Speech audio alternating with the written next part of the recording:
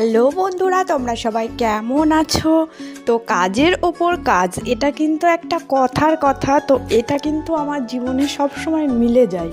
মানে যেদিন কাজ থাকে সেদিন কাজ এসেই যাবে, পার্লারে কাস্টমার আসতেই থাকবে। আর যেদিন কাজ থাকবে না দেখি সেদিন খুব কম কাস্টমার বা আসে না, এরকম দিনও যায় কিন্তু। তো আজকে যেমন আমার সাজাতে যাওয়া আছে, মানে বিয়ের বুকিং আছে। তো আমি যাব বলে সকাল সকাল এই যে রান্নাঘরে রান্না করে নিচ্ছি, কাজ কমপ্লিট করছি। তো দেখো অলরেডি আমি এখানে তিনটে তরকারি রান্না করেছি, ভাত হচ্ছে একদিকে। এরকম আমি যতটা তাড়াতাড়ি পারি সব কিছু সংসারের কাজ গুছিয়ে নিয়েই চলি। মানে মেয়ে মানুষ তো হাজার কাজ থাকলেও কিন্তু রান্না বাড়া খাওয়া এটা করতেই হবে, এটা কিন্তু বাস্তব। মেয়ে মানে রান্না করে খেতেই হবে। তো এই জন্য আমি সকাল সকাল রান্নাবান্না সেরে মানে দেখছি কাস্টমার ফোন, আমি যাচ্ছি, আমি মাসাজ করাবো, নেল আর্ট করাবো।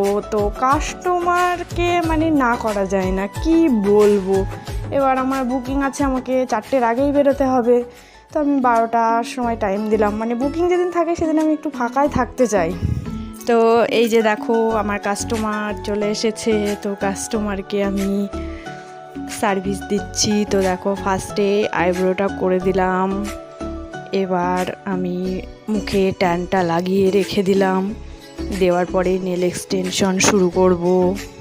তো এই যে নেল এক্সটেনশনও করাচ্ছি। তো এই পুরো কাজগুলো কমপ্লিট করতে গিয়ে আমার কিন্তু অলরেডি 1.5 ঘন্টা তো লেগেই যাবে, তার বেশি 2 ঘন্টার কাছেই প্রায় লেগে যাবে।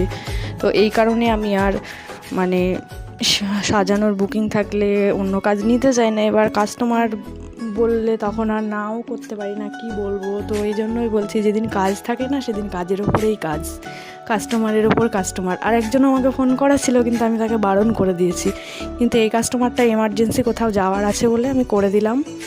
তো এইভাবেই আমাকে করতে হয় কাজ, কি করব বলো। তো তোমাদের সাথে আমি এগুলো শেয়ার করলাম।